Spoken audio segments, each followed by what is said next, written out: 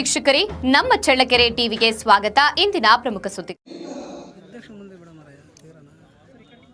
ಚಳ್ಳಕೆರೆಯಲ್ಲಿ ಕಾಡುಗೊಲ್ಲ ಸಮುದಾಯದ ಫಲಾನುಭವಿಗಳಿಗೆ ಸ್ವಾವಲಂಬಿ ಸಾರಥಿ ಯೋಜನೆ ಅಡಿ ವಾಹನಗಳು ಹಾಗೂ ಮಹಿಳೆಯರಿಗೆ ಉಚಿತ ಹೊಲಿಗೆ ಯಂತ್ರಗಳನ್ನು ವಿತರಿಸಲಾಯಿತು. ಕಾರ್ಯಕ್ರಮದಲ್ಲಿ ಶಾಸಕ ಟಿ ರಘುಮೂರ್ತಿ ಸಮುದಾಯದ ಆರ್ಥಿಕ ಸಬಲೀಕರಣಕ್ಕೆ ಸರ್ಕಾರದ ಯೋಜನೆಗಳ ಸದುಪಯೋಗ ಪಡೆಯುವಂತೆ ಕರೆ ನೀಡಿದ್ದಾರೆ. ಚಳ್ಳಕೆರೆ ನಗರದ ಡಿ ದೇವರಾಜು ಅರಸು ಅಭಿವೃದ್ಧಿ ನಿಗಮದ ವತಿಯಿಂದ ಆಯೋಜಿಸಿದ್ದ ಕಾರ್ಯಕ್ರಮದಲ್ಲಿ ಸ್ವಾವಲಂಬಿ ಸಾರಥಿ ಯೋಜನೆ ಅಡಿ ವಾಹನಗಳು ಹಾಗೂ ಮಹಿಳೆಯರಿಗೆ ಹೊಲಿಗೆ ಯಂತ್ರಗಳನ್ನು ವಿತರಿಸಲಾಯಿತು. ಕಾರ್ಯಕ್ರಮದಲ್ಲಿ ಮಾತನಾಡಿದ ಶಾಸಕ ಟಿ ರಘುಮೂರ್ತಿ, ಕಾಡುಗೊಲ್ಲ ಸಮುದಾಯವು ಆರ್ಥಿಕವಾಗಿ ಸಬಲರಾಗಲು ಸರ್ಕಾರದ ವಿವಿಧ ಯೋಜನೆಗಳನ್ನು ಸದ್ಬಳಕೆ ಮಾಡಿಕೊಂಡು ಸ್ವಾವಲಂಬನೆ ಜೀವನ ರೂಪಿಸಿಕೊಳ್ಳಬೇಕು ಎಂದು ಹೇಳಿದ್ದಾರೆ. ಈ ವೇಳೆ ಮಾತನಾಡಿದ ಕಾಡುಗೊಲ್ಲ ಅಭಿವೃದ್ಧಿ ನಿಗಮದ ರಾಜ್ಯಾಧ್ಯಕ್ಷ ವೀರೇಶ್, ರಾಜ್ಯದಲ್ಲಿ ಸುಮಾರು 10 ಲಕ್ಷಕ್ಕೂ ಅಧಿಕ ಜನಸಂಖ್ಯೆ ಹೊಂದಿರುವ ಕಾಡುಗೊಲ್ಲ ಸಮುದಾಯ ಸರ್ಕಾರದ ಎಲ್ಲಾ ಸೌಲಭ್ಯಗಳನ್ನು ಪಡೆದು ಅಭಿವೃದ್ಧಿಯತ್ತ ಸಾಗಬೇಕು ಎಂದು ಕರೆ ನೀಡಿದ್ದಾರೆ. ಕಾರ್ಯಕ್ರಮದಲ್ಲಿ ಕಾಡುಗೊಲ್ಲ ಸಮುದಾಯದ ಅಧ್ಯಕ್ಷ ಮಹೇಶ್, ತಾಲೂಕು ಅಧ್ಯಕ್ಷ ಬೂದಿಹಳ್ಳಿ ರಾಜಣ್ಣ, ಬ್ಲಾಕ್ ಕಾಂಗ್ರೆಸ್ ಅಧ್ಯಕ್ಷ ಶಶಿಧರ್, ಮುಖಂಡರಾದ ಕಾಂತರಾಜ್, ಫರೀದ್ ಖಾನ್, ಗದಿಗೆ ತಿಪ್ಪೇಸ್ವಾಮಿ, ರಮೇಶ್ ಗೌಡ, ರಾಘವೇಂದ್ರ ಹಾಗೂ ಅಭಿವೃದ್ಧಿ ನಿಗಮದ ಅಧಿಕಾರಿಗಳು ಮತ್ತು ಸಮುದಾಯದ ಮುಖಂಡರು ಉಪಸ್ಥಿತರಿದ್ದರು.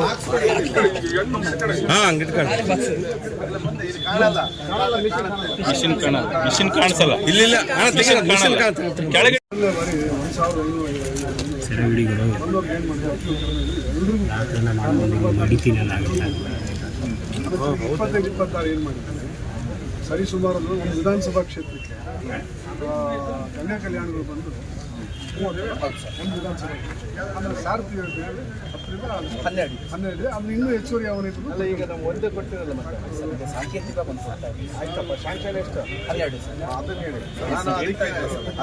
ಆಮೇಲೆ ಇನ್ನೊಂದು ವಿಚಾರ, 8ರಲ್ಲಿ ಮಕ್ಕಳು ವಿಧಾನಸಭಾ ಕ್ಷೇತ್ರ 4, ಕೆಳಗೆ ವಿಧಾನಸಭಾ ಕ್ಷೇತ್ರ 4 ಆಗಿದೆ ಸರ್. ಅದರಲ್ಲಿ 1 ಇಲ್ಲೊಂದು ಕೊಟ್ಟಿದ್ದಾರೆ. ಇನ್ನು 6 ಆಗಬೇಕು. ಈಗ 15 ತಾರೀಕಿನೊಳಗನೆ ರೆಡಿ ಮಾಡಿಕೊಂಡು ಅಂತ ಹೇಳ್ತಿದ್ದಾರೆ ಸರ್. ಆಮೇಲೆ ಇನ್ನೊಂದು ಸರ್, ಇದು 12 ಅಂತ ಏನಿಲ್ಲ, ಇನ್ನೂ ಇದನ್ನು ಹೆಚ್ಚುವರಿಯಲ್ಲಿ ಹೆಚ್ಚುವರಿ ಭಾಳ ಡಿಮ್ಯಾಂಡ್ ಐತೆ. ಜನಸಂಖ್ಯೆ ಜಾಸ್ತಿ ಇದೆ. ಯಾವುದೋ 35,000 40,000 ಇದ್ದಾರೆ. ಸಾಹೇಬ್ರದ್ದು ಎಷ್ಟೇ ಬಂದರೂ ಕಳಿಸ್ಬಿಡಿ. ಕ್ಷೇತ್ರದ ಮೊಳಕಾಲ್ಮೂರು ಅಲ್ಲಿ ಎಷ್ಟಿದ್ದಾರೆ? ಅಲ್ಲಿ 25,000. ಟೋಟಲ್ ತಾಲೂಕು ಎಷ್ಟು ಬರ್ತಾರೆ? ಎಲ್ಲ 50,000 ಇದೆ ನೋಡ್ರಿ ಮಹೇಶ್. ಎಲ್ಲ ಹಿಂದುಳಿದ ತಾಲೂಕು. ಖಂಡಿತ ಸರ್, ಅದರಲ್ಲಿ ಅನುಮಾನ ಬೇಡ ಸರ್. ಆಯ್ತು, ಬರ್ರಿ. ಯಾರು ಮಹಿಳೆ ಕೊಡ್ತಾರಂತ ಮಾಹಿತಿ ಕೊಡ್ರಿ. ಎಲ್ಲರಿಗೂ ನಮಸ್ಕಾರ ಸರ್.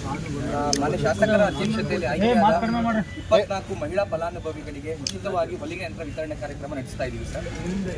24 ಜನ ಮಹಿಳೆಯರು ಕೂಡ ಇದ್ದಾರೆ ಸರ್ ಇಲ್ಲಿ. ಹಾಗೂ ಕಾಡುಗೊಲ್ಲ ಅಭಿವೃದ್ಧಿ ನಿಗಮದ ಮಾನ್ಯ ಅಧ್ಯಕ್ಷರು ಕೂಡ ಇವತ್ತು ಬಂದಿದ್ದಾರೆ. ಹಾಗೂ ನಿಗಮದ ವತಿಯಿಂದ ಸ್ವಾವಲಂಬಿ ಸಾರಥಿ ಯೋಜನೆ ಅಡಿ ಕಾರ್ ಕೂಡ ಸಾಂಕೇತಿಕವಾಗಿ ತಂದಿದ್ದೀವಿ ಸರ್. ಸಾಹೇಬ್ರ ಮುಖಾಂತರ ಹಸ್ತಾಂತರ ಮಾಡ್ತೀವಿ ಸರ್. ಓಕೆ, ರಾಜ್ಯದಲ್ಲಿ ಎಷ್ಟು ಕೊಡ್ತಾ ಇದ್ರಿ ಮಹೇಶ್ ಸ್ವಾವಲಂಬಿ ಸಾರಥಿ ಪ್ರಪ್ರಥಮವಾಗಿ ನಾವು ಇವತ್ತು ಸರ್ಕಾರಕ್ಕೆ ಅದರಲ್ಲೂ ವಿಶೇಷವಾಗಿ ನಾನು ಧನ್ಯವಾದಗಳು ತಿಳಿಸಬೇಕಾಗ್ತದೆ. ಸ್ವಾತಂತ್ರ್ಯ ಒಂದಿಷ್ಟು ವರ್ಷಗಳ ಮೇಲೆ ನಮ್ಮ ಒಂದು ಸಮುದಾಯಕ್ಕೆ ಇಲ್ಲಿ ತನಕ ಪ್ರತ್ಯೇಕ ನಿರ್ಮಾಣ ಸ್ಥಾಪನೆ ಆಗಿರಲಿಲ್ಲ. ಸನ್ಮಾನ್ಯ ಮಾಜಿ ಮುಖ್ಯಮಂತ್ರಿಗಳಾಗಿರ್ತಕ್ಕಂಥ ಸಿದ್ದರಾಮಯ್ಯ ಸಾಹೇಬರು ಮತ್ತು ಇವತ್ತಿನ ಏನು ನಮ್ಮ ಮುಖ್ಯಮಂತ್ರಿಗಳಾಗಿರ್ತಕ್ಕಂಥ ಡಿ ಕೆ ಶಿವಕುಮಾರ್ ಸಾಹೇಬರ ಒಂದು ನೇತೃತ್ವದ ಸರ್ಕಾರ ಅಧಿಕಾರಕ್ಕೆ ಬಂದ ಮೇಲೆ ನಮ್ಮನ್ನು ಕಂಪ್ನಿ ಆ್ಯಕ್ಟಲ್ಲಿ ಡಿಸೆಂಬರ್ 21, 2023ಕ್ಕೆ ನಮ್ಮನ್ನು ಅಧಿಕೃತವಾಗಿ ಕಂಪ್ನಿ ಆ್ಯಕ್ಟಲ್ಲಿ ನಮ್ಮ ಒಂದು ನಿಗಮವನ್ನು, ಕರ್ನಾಟಕ ರಾಜ್ಯ ಕಾಡುಗೊಲ್ಲ ಅಭಿವೃದ್ಧಿ ನಿಗಮವನ್ನು ದೆಹಲಿಯಲ್ಲಿ ರಿಜಿಸ್ಟರ್ ಆಗ್ತದೆ. ಡಿಸೆಂಬರ್ 21, 2023 ಡಿಸೆಂಬರ್ ಅಂದರೆ ಸರ್ಕಾರ ಬಂದು 5-6 ತಿಂಗಳ ಮೇಲೆ ಅಧಿಕೃತವಾಗಿ ಈ ಸರ್ಕಾರ ಬಂದಿದೆ ಅಧಿಕೃತವಾಗಿ ರಿಜಿಸ್ಟರ್ ಆಗಿರ್ತದೆ. ಮತ್ತು ಇದಕ್ಕೆ ಇವತ್ತು ಪರಿಪೂರ್ಣವಾಗಿ ನಾನು ಈ ಒಂದು ಸಂದರ್ಭದಲ್ಲಿ ಇವತ್ತು ಚಿತ್ರದುರ್ಗ ಜಿಲ್ಲೆಯ ನಾಯಕರು ಸಹ ಸಾಕಷ್ಟು ನಮಸ್ಕರಿಸಿದೆ. ದಿವಂಗತ ಸುಧಾಕರ್ ಸಾಹೇಬ್ ಇರ್ಬೋದು, ಮತ್ತು ಇವತ್ತು ಇದೇನು ಈಗ ಈ ಕ್ಷೇತ್ರದ ಶಾಸಕರು, ಜನಪ್ರಿಯ ಶಾಸಕರು, ಸರಳ ಸಜ್ಜನಿಕೆಯ ಶಾಸಕರು. ಯಾಕಪ್ಪ ಅಂದರೆ ಸರಳ ಸಜ್ಜನಿಕೆ ಅಂತ ಹೇಗೆ ಹೇಳ್ತೀವಿ ಅಂತಂದರೆ, ನಾವು ಇವರು ರಘುಮೂರ್ತಿ ಸಾಹೇಬರು ನಮ್ಮಲ್ಲಿ ಒಂದು ಉಪಚುನಾವಣೆ ಇರ್ಬೋದು, ಹಲವಾರು ಸಂದರ್ಭಗಳಲ್ಲಿ ನಮ್ಮ ಒಂದು ತಾಲೂಕಿಗೆ ಬರ್ತಿರ್ತಾರೆ. ಅದರಲ್ಲೂ ವಿಶೇಷವಾಗಿ ನಮ್ಮ ಟೋಲ್ಗೇಟಲ್ಲಿ ಪಾಸ್ ಆಗಬೇಕಾದ್ರೆ ನಮ್ಮ ಹುಡುಗರು ಸಾಹೇಬ್ರನ್ನ ನಿಲ್ಲಿಸದೆ ಅಂತ ಹಂಗೆ ಕಳ್ಸೋಣ. ಸೊ ಹಾಗಾಗಿ ಅಷ್ಟೊಂದು ಯಾರೇ ಒಂದು ಹುಡುಗರು ಕೈ ಅಡ್ಡ ಹಾಕಿದ್ರು ಸಹ ನಿಲ್ಲಿಸಿ ಒಂದು ಮಾತಾಡಿಸ್ತಕ್ಕಂಥ ಒಂದು ಸೌಜನ್ಯ ಅವರ ಒಂದು ದೊಡ್ಡ ಗುಣ. ನಿಜವಾಗಿ ಇವತ್ತು ಎಲ್ಲರ ಒಂದು ನಾಯಕರ ಒಂದು ಪರಿಶ್ರಮ ಇವತ್ತು ನಮಗೆ ನಿಗಮ ಸ್ಥಾಪನೆ ಆಗಿದೆ. ಮತ್ತು ನಮ್ಮ ಒಂದು ಸಮುದಾಯಕ್ಕೆ ಇವತ್ತು ಕಾರ್ಯಕ್ರಮಗಳು, ಇವತ್ತು ಗಂಗಾ ಕಲ್ಯಾಣ ಇರ್ಬೋದು, ನೇರ ಸಾಲ ಇರ್ಬೋದು, ಮತ್ತು ಸಾರಥಿ ಯೋಜನೆ ಮತ್ತು ಅರಿವು ಶೈಕ್ಷಣಿಕ ಅರಿವು ಶೈಕ್ಷಣಿಕ ಅಂತ ಹೇಳಿದ್ರೆ ಕರ್ನಾಟಕ ಎಜುಕೇಶನ್ ಅಸೋಸಿಯೇಷನ್ ಅಂತ ಯಾರು ಎನ್ರೋಲ್ ಆಗಿರ್ತಾರೋ CET ಸಿಸ್ಟಮ್ ಮುಖಾಂತರ ಅವರಿಗೆ ಪ್ರತಿ ವರ್ಷ 1 ಲಕ್ಷ ರೂಪಾಯಿ ಇಂಜಿನಿಯರಿಂಗ್ ಮತ್ತು ಮೆಡಿಕಲ್ ಮಾಡ್ತಕ್ಕಂಥ ಮತ್ತು ಅದಲ್ಲದೆ ವಿದೇಶಿ ವ್ಯಾಸಂಗ ಮಾಡ್ತಕ್ಕಂಥ ಮಕ್ಕಳಿಗೆ ಪ್ರತಿ ವರ್ಷ 25 ಲಕ್ಷ ರೂಪಾಯಿಗಳನ್ನ ಕೊಡ್ತಕ್ಕಂಥ ಒಂದು ವ್ಯವಸ್ಥೆಯನ್ನು ನಮ್ಮ ಒಂದು ನಿಗಮದಲ್ಲಿ. ಅದಾದ್ಮೇಲೆ ಈಗ ಇತ್ತೀಚಿನ ನಾವು ಅಧ್ಯಕ್ಷನಾಗಿ ಬಂದ ಮೇಲೆ ನಮ್ಮ ಒಂದು ನಿಗಮದಿಂದ ಒಂದು ಟ್ರ್ಯಾಕ್ಟರ್ ಸಹ ಕೊಡಬೇಕು ಅಂತ ಹೇಳಿ ಒಂದು ವ್ಯವಸ್ಥೆಯನ್ನು ಮಾಡಿದ್ದೇವೆ.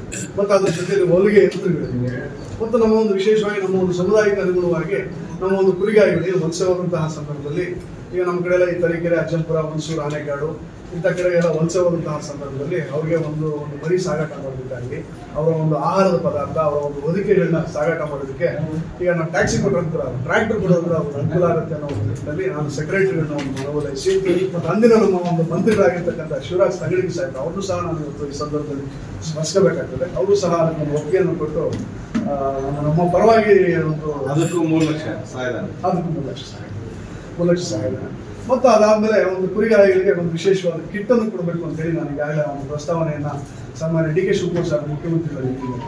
ಒಂದು ಈಗ ನಮ್ಮಲ್ಲಿ ಒಂದು ಶಲಾಕೆ, ಒಂದು ಮರಿ ತಡಿಬೇಕು ಸಂಜೆ ಆದ್ಮೇಲೆ ಒಂದು ಬಲೆ ಬೇಕಾಗ್ತದೆ ಶಲಾಕೆಗಳು, ಆ ಒಂದು ಸಾಮಗ್ರಿಗಳು, ಒಂದು ಟಾರ್ಚ್, ಒಂದು ರೈನ್ ಕೋಟು, ಮಳೆ ಬಂದಂತಹ ಸಂದರ್ಭದಲ್ಲಿ ಅವ್ರಿಗೆ ಆಗಲಿ ಅಂತೇಳಿ ಅದೊಂದು ಈಗಾಗಲೇ ನಾನು ಒಂದು ಮನವಿಯನ್ನು ನಾನು ಮುಖ್ಯಮಂತ್ರಿಗಳು ಸಲ್ಲಿಸಿದ್ದೇನೆ.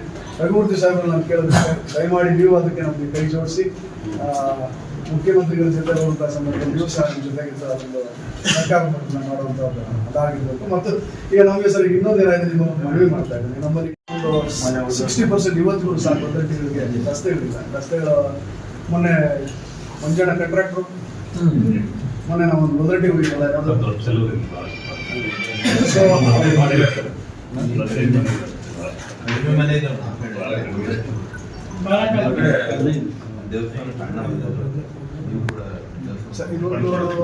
ಅದೇ ಅಲ್ಲ ಸರ್. ಹಾಗೆ ಈ ರೀತಿ ಈಗ ನಿಮ್ಮ ಸರ್ ಈಗ ಮುಂದೆ ಬರ್ತಕ್ಕಂಥ ದಿನಗಳಲ್ಲಿ ಬಹುಶಃ ಇಲ್ಲಿ ಇರೋರು ಅನೇಕ ಜನ ಗೊತ್ತಿಲ್ಲ, ನೀವು ಒಂದು ಉನ್ನತ ಸ್ಥಾನಕ್ಕೆ ಹೋಗೋದ್ರಲ್ಲಿ ಯಾವುದೇ ಅನುಮಾನ ಇಲ್ಲ. ಆದ್ದರಿಂದ ಅಂತಹ ಒಂದು ಸಂದರ್ಭದಲ್ಲಿ ಸರ್ ದಯಮಾಡಿ ನಮಗೆ ನಮ್ಮ ಒಂದು ನಿಗಮದಿಂದಲೇ ಭದ್ರತೆಗಳಿಗೆ ರಸ್ತೆಗಳನ್ನ ಕೊಡ್ತಕ್ಕಂಥ ಒಂದು ಕಾರ್ಯಕ್ರಮಕ್ಕೆ ಸಹಕಾರ ಇರಬೇಕಂತ ಒಂದು ಕೇಳ್ತಿದ್ದೀನಿ. ಮತ್ತು ಇಷ್ಟು ಹೇಳಿ ಇವತ್ತು ನಾನು ಹೇಳೋದು ನೋಡಿ, ಕೆಲವು ಕಡೆ ಈಗ ನಮ್ಮಲ್ಲಿ ಚಿತ್ರದುರ್ಗ ಒಂದು ತುಮಕೂರು ಅಲೆಮಾರಿ ಇದೆ ಮನೆಗಳದೆಲ್ಲ ನೀವು ಕೊಡ್ತೀರಾ? ಇಲ್ಲ ಸರ್, ಅದು ಇಲಾಖೆ ಅದು ಒಂದಿದೆ ಸರ್ ಬೇಡಿಕೆ ನಮ್ದು. ಅಲಮಾರಿ ಪಟ್ಟಿಯಲ್ಲಿ ಕಾಡುಗಳು ಜಾತಿ ಆದ ಅಲಮಾರಿ ಪಟ್ಟಿ ನಾನು 3,508 ಮನೆಗಳನ್ನ ಸ್ಯಾಂಕ್ಷನ್ ಮಾಡಿಸ್ತಾರೆ. ಅದು ಹಿಂದಿನ ಸರ್ಕಾರದ ಬಹಳಷ್ಟು ಜನ ಸರ್ಕಾರದ ಕೂಡ ಬಳಸ್ಕೋಬೇಕು. ಶಾಸಕರು ಪರವಾಗಿಲ್ಲ, ನಾವೇ ಬಳಸ್ಕೊಂಡಿಲ್ಲ ಅಂತಂದ್ರೆ ಅಂದ್ರೆ ಅವ್ರಿಗೆ ಅಂದ್ರೆ 1,20,000 ಆಮೇಲೆ ಈಗ ನಮಗೆ ಈಗ ಚಿತ್ರದುರ್ಗ ಮತ್ತು ತುಮಕೂರು ಜಿಲ್ಲೆಯಲ್ಲಿ ಸಮಸ್ಯೆ ಇದೆ ಸರ್. ಕಾರಣ ಯಾಕಪ್ಪ ಅಂತ ಹೇಳಿದ್ರೆ ಒಳ್ಳೆ ಅತ್ಯಂತ ಪ್ರಭಾವಿ ನಾಯಕರುಗಳಿರುವಂಥ ಕಾರಣದಿಂದ ನಮ್ಮ ಒಂದು ಸಮುದಾಯದವರಿಗೆ ಜಾತಿ ಪ್ರಮಾಣ ಪತ್ರ ಕೊಡ್ತಿದ್ದಾರೆ. ಬಟ್ ನಾನೇನು ಹೇಳಿದೆ, ಇನ್ನು ಕೆಲವು ಕಡೆ ಇಲ್ಲಿ ಸ್ವಲ್ಪ ಜನಸಂಖ್ಯೆ ತುಂಬ ಕಡಿಮೆ ಇರೋ ಸಂದರ್ಭದಲ್ಲಿ ಅಧಿಕಾರಿಗಳು ಸ್ವಲ್ಪ ಸ್ಪಂದಿಸ್ತಾರೆ ಸರ್. ದಯಮಾಡಿ ಮತ್ತೊಮ್ಮೆ ನಿಮ್ಮನ್ನು ರಿಕ್ವೆಸ್ಟ್ ಮಾಡೋದು, ಜಾತಿ ಪ್ರಮಾಣ ಪತ್ರ ಕೊಡುವಂತಹ ಸಂದರ್ಭದಲ್ಲಿ ಕಂದಾಯ ಅಧಿಕಾರಿಗಳು ಏನು ಮಾಡಿ ಯಾವ್ಯಾವ ಹೇಳ್ಬೋದು.